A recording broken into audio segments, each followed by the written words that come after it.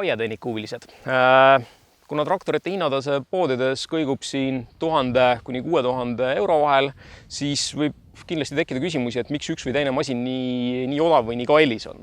Kindlasti esimesed näitajad, mida vaadatakse, on mootori hobujõud ja niiduseadme laius. Suuremal mootoril rohkem ressurssi ja eriti juhul, kui on ülekasvanud ja näiteks ebatasase pinnaga tegu, siis sel juhul lisakilovatid või siis hobujõud annavad meile kindlustunde, et me saame tööga kenasti hakkama. Niidulaius loomulikult, mida laiem on niiduseade, seda kiiremini me suudame töö ära teostada. Kuid siin tuleb silmas pidada ka seda, et millised on aia iseärasused, näiteks kitsamad põõsastevahelised vahemaad. Niiduseadmete poole pealt võiks kindlasti mõelda ka selle üle, et milleks me niidukit kasutame. Kas ainult külje peale vaalu niitmiseks, tahame me niidetu koguda või siis ka mulčida. Et on olemas selliseid kombi niiduseadmeid, mis võimaldavad teha kõiki neid funktsioone, kuid on olemas ka puhtalt kas mulčivaid või vaalu niitvaid niiduseadmeid.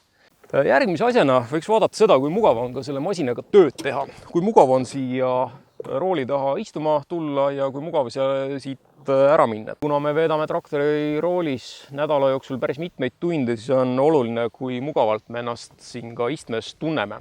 Seega tasuks eelistada kõrge seljatoega istet, mida on ka võimalik mugavalt enda kasvu järgi reguleerida. Kindlalt on meil selline pidev suhe roolirattaga, mis võiks siis olla korralikult kätte istuv, jäme ning mugavalt käsitletav.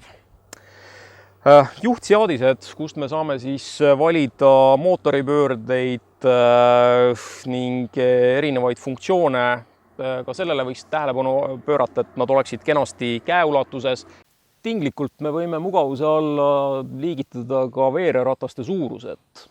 Asi pole mitte ainult selles, et suurem ratas näeb visuaalselt ilusam välja, aga väiksemad rattad kopeerivad paremini maapinda. Ehk siis nad vajuvad igasse väiksemasse lohku sisse, tekitavad masina juhile rohkem vibratsiooni istme peal ning kui mõelda ka sedapidi, et kevadel ja sügisel, kui on niiskemad olud, siis kitsamad rattad vajuvad ka kergemini pinnasest läbi.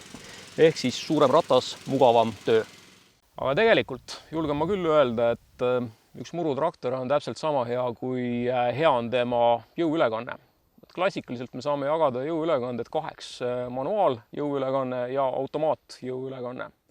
Manuaal jõuülekande puhul toimib asi nõnda, et operaator valib endale sobiliku liikumiskiiruse, niidab senikaua, kuni tal see kiirus on sobilik.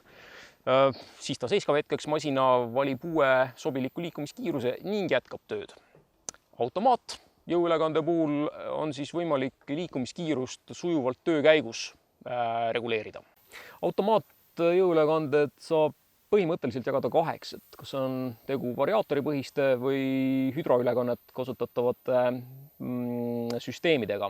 Variaatori puhul tuleb siis kliendil valida soovitav liikumissuund, kas edaspidi või siis tagurpidi, ning edaspidine liikumiskiiruse reguleerimine toimub läbi piduripedaali. Ehk siis mida rohkem me pedaali allapoole vajutame, seda aeglasemalt me liigume. Mida rohkem teda lahti laseme, seda kiiremini me liigume. Ning loomulikult on eelseadistatud püsikiirushoidja, mis siis võimaldab meil 5–7 asendis liikumiskiirust fikseerida.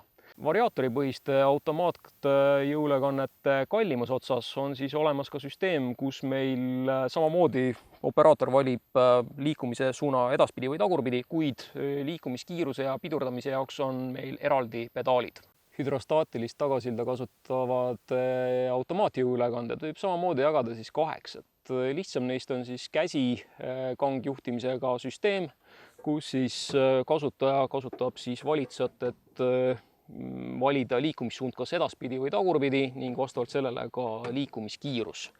Ning hoo mahavõtmiseks on eraldi piduripedaal. Jalgpedaaliga juhitavate hüdrostaatiliste jõuülekannete puhul on nii kiiruse muutmine kui ka liikumissuuna valimine viidud ühe jalgpedaali alla, nii et kangist liikumissuunda eraldi valida pole tarvis ja seega manööverdamine on ülimalt mugav.